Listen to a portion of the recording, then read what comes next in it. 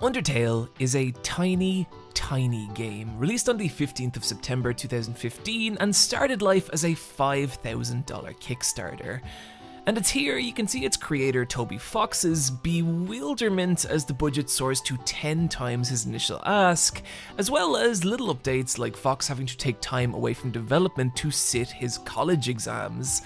And what I find interesting about these posts is you can see in them a person who had no idea what he was making or what it would become. And how could he? 5 years later, Undertale has become one of the most massive and bewildering forces on the internet. Seriously, I've done 2 videos like this, and exploring those fandoms, it felt like digging through a mine, but Undertale's was more like staring into a massive, yawning abyss, infinite and ever expanding. And what I want to do today is look at how that happened, how the internet took this tiny little game and transformed it into one of the most loved and hated phenomenon online. And to do this, we need to start with Undertale itself. I'm guessing a lot of you know the deal with Undertale. You play as Frisk, a small child who has fallen into an underground kingdom of monsters, and from here you can treat them like you would in any other RPG and murder them, or become their friend. It's a cute idea, but in isolation, it wasn't that new or interesting in 2015. Games like Moon having very similar concepts, but releasing 18 years earlier, with non-lethal runs in games being popular by this time. So why then is the simple choice of Undertale's battles a big deal? And I think there's 2 answers to that. The first being its characters. Undertale has great characters, and how much you agree with that is going to define how you feel about this game. Take a character like Undyne. Initially, she just seems like a human murdering machine, but spend time with her and you'll see that her more homicidal tendencies are just an expression of her loyalty to Asgore. That's how much her friendships mean to her, whether it's knowing Papyrus isn't suited to combat and teaching him to cook instead, or appreciating Alphys's pathetic love of anime. She's someone who's able to see people for what they are rather than what they wish they were, and is able to love them for those reasons. And learning all this about a character who first seemed like a standard RPG boss is really endearing. But that same discovery exists for each major character of Undertale, whether it's Alfie's self-deprecating humor hiding an intense layer of guilt and self-loathing, Flowey's hateful, pathetic existence, or Mettaton's journey to transition into a body they can be themselves in. Despite the fact that a single playthrough of Undertale takes about 6 hours, you get a lot of these characters, and I think a reason for that is how subtly their personalities are communicated. Each character has a home that you can explore, full of all these little touches like Papyrus's race car bed. As a side note, I really like the mirror in Toriel's home that just says, "It's you." What a cute little joke, and certainly not a prelude to any massive emotional. As well as each character having their own highly expressive theme music. Like take Asgore, the king of the monsters waiting for you at the end of the game, who you are constantly told is this super nice guy, but who has also murdered 6 human children, your soul being the 7th and final one he needs to break the barrier trapping his people underground. And his theme music, the reluctant but frantic Bergentrucken, captures that. It is the sound of a good person trying to convince himself to do something awful for what he believes is the greater good. And that same level of expression can be found everywhere in the Underground, even in a lot of the really tiny little side characters. From Burger Pants, the nihilistic, vaguely unhinged fast food worker, to Muffet the Spider, who is about as adorable as you could make one of those abominable hell creatures, to Napstabloop, the depressed ghost, who at one point asks you to lie on the ground with him and listen to trance music, and oh my god, I don't know that I've ever related to a fictional character this much. And it all comes together to create this world of memorable little creatures who have been forced underground by humans, yet have still managed to scrape together happiness in that. But there's this undercurrent of longing for something more, a desire to escape the underground for a better life under an open sky. And it's sad, but it's that contrast that gives the world of Undertale its beauty. The reason I make a big deal about this is if you don't care about these characters, if you don't believe in this world, then the choices offered by Undertale's battle system, they don't mean anything. But if you do, that's where the option to kill or spare these monsters starts to carry real emotional weight. But it would still all be for nothing if the game didn't react to your decisions in a meaningful way. And Undertale is extremely reactive to the player's actions, even in some really tiny idiosyncratic ways. Like Sans being able to tell that you've reloaded your save file and are experiencing the same sequence again. But where this becomes a big deal is how Undertale reacts to your actions to shape the larger story. If you go through the entire game without killing a single monster, you'll go down the pacifist route, which means 0 level ups or stat increases, and it's difficult, but it's the only way to experience the full story of Asriel, Asgore and Toriel's son, killed by humans and now transformed into the evil emotionless flower that tried to take your soul at the beginning of the game. The final battle with him seeing you and all the monsters you've spared facing Asriel and making him see through pacifism that he still matters. He is still loved despite the terrible things he's done and all the hatred he feels, until finally Asriel loses the will to fight and in one final act of repentance shatters the barrier sealing the monsters underground, freeing them to pursue a new life on the surface. At the end of it, there's just a feeling that you did this. You showed these creatures a real kindness, not through any binary decision, but by consistently doing what you believed was right over what was easy. And the result is a ending that feels meaningful and responsive to your actions. A genuine statement of the power of love over violence, and I think that's kind of beautiful. But it's also here that things get really interesting.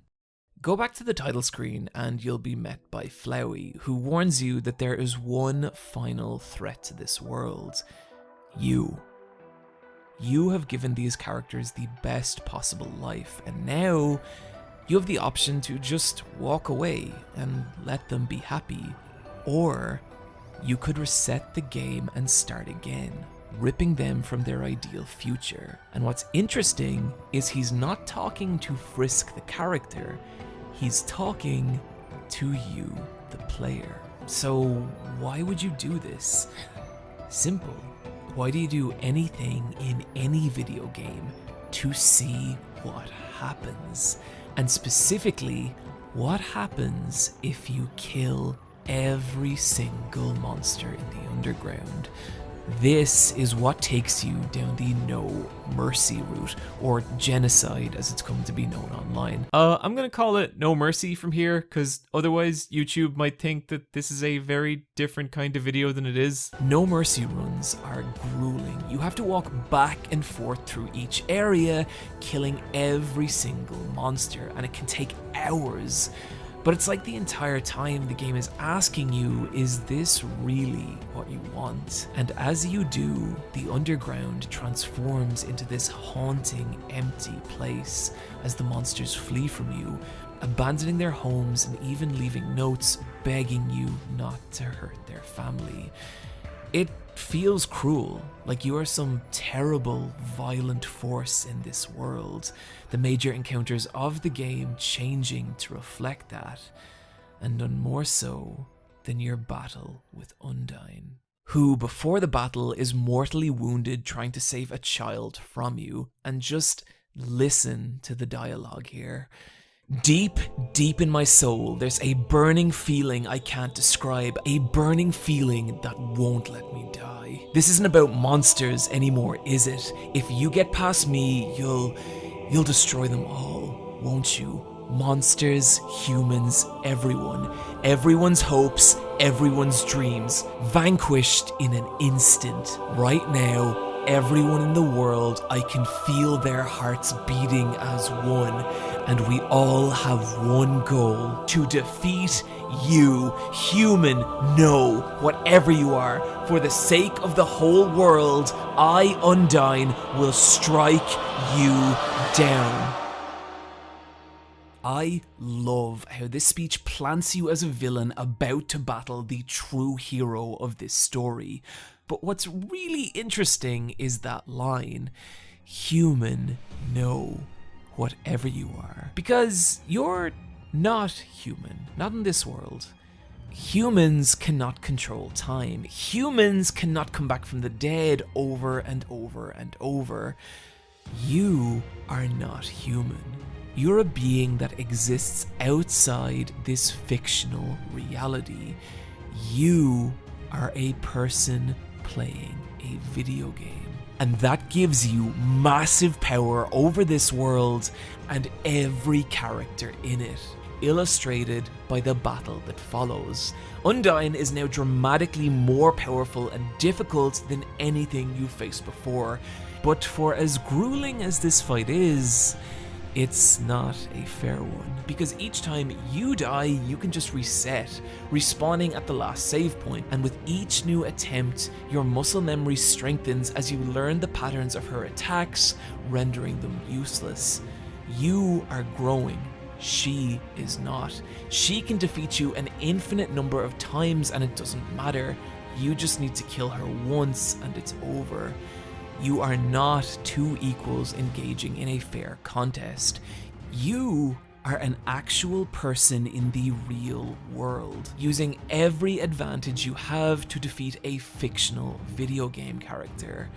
And this fight shows the inherent unfairness of that. And this isn't the only moment the game acknowledges this. Remember the moment where Sans knows you've reset your save file? This happens because each time you reload a save, that is canonical. It is the player manipulating the timeline of this world. Something that becomes even more apparent when later in a No Mercy run, Flowey tells you that he used to have the same power that you do. He used to have the ability to reset the timeline of this world. How he used it to do everything. He saved everyone, he killed everyone over and over until the people of this world to him became nothing but sets of numbers and lines of dialogue, like characters in a video game. And that power is what made Flowey so pathetic and cruel. But at this point, you're the same as he is. You've destroyed the lives of creatures much weaker than you are just to see what happens. And that realization is chilling. But this is the strength of Undertale. It presents you with a choice through its battles, gives that choice meaning through its world and characters, and consequence in how the game reacts to your decisions. And it uses that to reach out beyond the screen and form a real connection with you, the person holding the controller, and makes a direct statement on how you choose to engage with the lives of beings in an inherently weaker position than you are. And at its best, that's a powerful personal experience, and why I think people react to this game the way they do. And oh boy, do people react. The reason I spend so much time talking about the appeal of Undertale is that whether you love it or don't, it's important to understand that this is a game that elicits a lot of emotion in people. But this created a problem. Undertale was still a small indie game. You could see the majority of its meaningful content in less than 20 hours, and from there, all that emotion had nowhere left to go. Take a character like Asriel. Go back to the beginning of the game after a pacifist run, and there he is tending to the flowers. He will not go with you, and you cannot save him. He's resigned to stay alone in the ruins forever, slowly reverting back to the soulless version of himself. And that's it. That's the end of this character. And this is where Dreamer Reborn comes in, a fan comic that reimagines this scenario, where now Frisk shares their soul with Asriel, allowing him to join his family on the surface and start a new life. And if you want to know how hungry people were for this kind of content, Dreamer Reborn was uploaded just 8 days after Undertale's release. Dreamer Reborn went on to be massively popular, even resulting in its own fan game, and was a critical moment for what Undertale would become online, because it told fans, if you wanted more Undertale, you could create it yourself. This opened the door to a whole world of new fan content. Say you were super into a character like Alphys, who maybe has 20 to 30 minutes dialogue across the entire game total. Well, through fan content, she became infinite. Now you could watch her take cooking lessons with Undyne, you could explore the horror of her failed experiments, you could watch her get married, try on outfits, play video games. You could even argue with her about anime in one of the many Undertale Ask blogs. People even creating elaborate animations like this short showing Alphys sinking into despair over the atrocities she's committed, and how her first meeting with Undyne began to change that. It's beautiful, but the thing is, this kind of fan content was now being made for every major character of the game, a sign of just how quickly Undertale was spreading online. Through nothing more than fan passion, the game became a massively popular topic for video essays that would scrape at every tiny corner of the game, desperate to uncover new information for an increasingly ravenous fan base. The game even reached some of the most popular creators on the internet who would stream and let's play this niche indie RPG to audiences of millions, leading to massive influxes of new fans. And if you want to see the most explosive expression of that new popularity, you can find it in the Undertale battle animations. No matter how dramatic the showdowns in Undertale felt, visually they were nearly always very simple, and had to be in order to remain feasible for its tiny development. And what these fan animations did was free the most dramatic moments of Undertale's story from those limitations, letting us experience the sheer lunacy of the ratings-driven war with Metaton, the violent, desperate cruelty of a no-mercy route Undyne, or the sheer tragic beauty of a pacifist route Asriel, like the fucking stunning Tele-LZ's Hopes and Dreams, capturing all the emotion, tragedy, and tenderness of the showdown with the god of hyperdeath. And I think that's what drives a lot of the artists behind these creations, a desire to recreate how these fights felt. And I'm guessing that's why the most popular by far is the battle with Sans. Coming right at the end of a No Mercy run, this is where the game finally pushes back against the player. Sans, having watched you repeatedly destroy the lives of everyone he loves, now faces you in one final terrible fight. And it is a nightmare. Sans even taking control of the timeline and forcing the player to be the victim of saves and resets. And what these animations do is capture all that violence, all that emotion, and express it in a way that was never possible in the original game. The crazy part isn't even how many of these animations there are or their sheer quality, but their insane popularity. I want you to take a look at this animation on screen now, and I want you to try and guess how many views you think this has. Okay, hold that number. Did you guess as high as 4 million views? Well, if you did, you drastically underestimated, because it's actually 60 million views. And this is not an anomaly with Undertale fan animations. 22 million views, 66 million views, 95 million views. I would wager that with view counts this high, these animations were likely how a lot of people actually discovered Undertale. Meaning, at a point, the Undertale fandom became self-perpetuating, fanworks creating new fans who would in turn create new fanworks, and you could see this new level of popularity being expressed in some really insane ways. An entire music scene built up around Undertale fan remixes. People were programming their own Undertale fan games. Kenny Omega even main evented Wrestle Kingdom 13 to Undertale entrance music. I swear to God, this is a big deal. Calls on the power of sand from Undertale. And within the fandom itself, every tiny corner of the game was now being mined for fan content. You remember those little side characters we mentioned earlier? Each of them now had their own massive fan following. Each tiny strand of Undertale was being filtered through 1,000 different lenses, resulting in legions of fan art, fan comics, fan fiction, plushes, stage productions, live action films, cooking videos.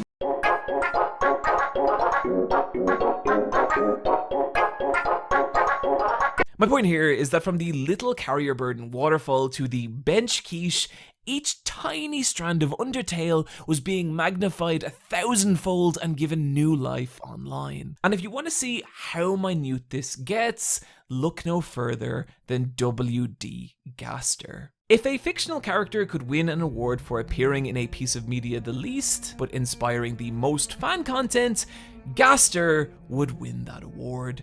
His existence is only suggested in a handful of easily missable moments throughout the game. The Royal Scientist before Alphys, your odds of actually encountering him are tiny, dependent on a randomly assigned number at the start of your game from 1 to 100. And if that number happens to be 66, a mysterious grey room appears 10% of the time, which may contain a character sprite commonly believed to be Gaster, meaning he only appears in roughly 1 out of 1,000 playthroughs. And yet he is a massively popular character in the fandom, appearing in innumerable fan comics, fan fiction, a fully playable boss battle, as well as fan animations, the most popular of which has 45 million views. He's barely in the f***ing game! And if it's starting to make sense why I call Undertale's fandom an abyss, oh buddy, we're just getting started. On October 17th, 2015, Tumblr user Underfell uploaded a drawing of Toriel, but rather than the kindly goat mother you encounter at the start of the game, this was a creepy distortion of that character, and something about it resonated with people. So much so that Underfell began to reimagine each character of Undertale in this more sinister light. These images running rampant throughout fan communities, with people now creating their own fan works of this fan work, creating a collective online world of thousands of people envisioning what this new, darker reality of Undertale would be like. And this was the birth of Underfell, one of the first massively popular Undertale alternate universes, or AUs. I have legit seen full-blown AAA games with lesser followings than Underfell, to the point that it's difficult for me to even convey how massive it is, so I'm going to be using a very specific example. This is what happens when I type Underfell Remix into YouTube, and just look at all the results. These are all soundtracks for a game that does not exist. Except it kind of does. There are multiple fully developed Underfell fan games, along with all the other weird you'd expect from any property with a massive fan following. All this dark, edgy I love it, but I think the appeal is deeper than that. Undertale was at a point where every tiny part of it had been memified 1,000 times over, and so the only option left was to break these characters free from that canonical limitation. And so, like a remix of a song you love, Underfell let fans re-experience them all over again, and in doing so, making them personal, specific, and limitless. Oh, and if you're wondering why I referred to Underfell as one of the big Undertale AUs, well, Underswap came into existence when a piece of fan art from Tumblr user Popcorn Prince swapped the personalities of Sans and Papyrus. Sans, now the overenthusiastic human hunting goof, and Papyrus, the laid-back older brother who knows more than he should. Just like Underfell, the idea picked up a massive amount of momentum among the Undertale fan community, with Popcorn Prince creating similar swapped personas for each character in Undertale. Undyne became the royal scientist, Alfie's the head of the guard, you get the idea. However, whereas Underfell imagines a dangerous, more violent Undertale, Underswap is kind of the opposite, often depicted as a softer, more peaceful reality that tends to focus more on slice of life style stories. And like Underfell, it is huge. A DeviantArt Underswap search yields 37,000 results. That same remix test from earlier, that works for Underswap too. There is a massive community still producing content to this day, and it's just crazy to me that there could be two massively popular Undertale AU. Horror Tale began life as a DeviantArt webcomic that reimagined the world and characters of Undertale as horrific nightmare versions of themselves. Went on to gain a massive fan following with fan games, fan art, and a hugely popular creepy version of Sans with his head cracked open. Dusttale is a Korean Ask blog in which Sans, emotionally destroyed from experiencing repeated genocide runs, murders the monsters of the undergrounds to level himself up to finally take down the human and end the infinite looping genocide. It also has a massive fan following with a hugely popular version of Sans, kinda like Undertale crossed with Berserk. Outer Tale is an Undertale AU set in space. It also has a massively popular fan following. Okay. That's the last Undertale AU. Fellswap is an Underfell Underswap combination alternate universe set during the 20th century Cold War, in which the characters of Underfell swap personalities as they do in Underswap. Not to be confused with Swapfell, which is a different thing, where the characters of Underswap become fellified versions of their swapped selves, and technically this version of Fellswap is Fellswap Gold, which is a different thing from Fellswap Red or Fellswap Emerald, and this is the point where my mind started to break and I started to feel like there was no bottom to this community. There are hundreds of Undertale AUs and many with their own massively popular fan communities. I have been researching this stuff for weeks and I have no idea what the Disbelief Papyrus is. How does this video have 20 million views? A lot of these universes even have different pacifist, neutral, and genocide timelines. I googled genocide Underswap Papyrus just to see if that was a thing, and not only is it, someone had done a full genocide Underswap Papyrus boss battle twice. The rate at which this stuff hits the internet and mutates is staggering. Like, take Fresh Sans, another massively popular Sans AU character, but then one day someone was like, what if Fresh Sans existed in Underfell, leading to Unfresh Sans, which in turn led to someone being like, what if Unfresh Sans was a person, leading to human Unfresh Sans? This is a fan character of a fan character of a fan character of an original creation. At some point, these fan characters even got really weird and meta, like Error Sans, who I actually think is pretty rad, who travels from alternate universe to alternate universe, wiping out different Undertale AUs, whose counterpart is Ink Sans, who helps and encourages fan creators in making their own Undertale universes. These are also both massively popular fan characters with their own communities. And if you want to get really insane, what if everything we just talked about, what if it all existed in one massive meta universe?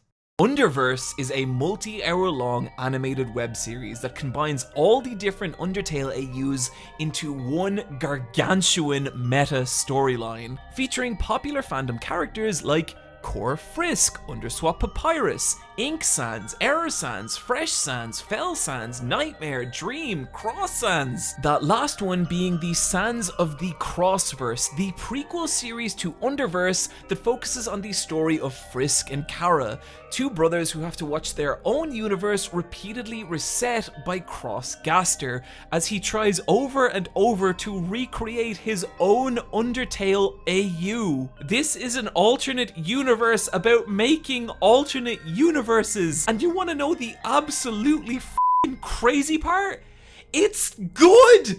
The art style is beautiful, the character designs are really sharp and expressive. Look at how cute Alvi's looks in her dress, how fucking badass Undyne looks in her suit. Muffet's in the Royal Guard, and it's class. But I think the really genius thing about this series is that just as Undertale acknowledges it is a video game and uses that to tell its story, Crossverse acknowledges it is a piece of fan fiction and does the same.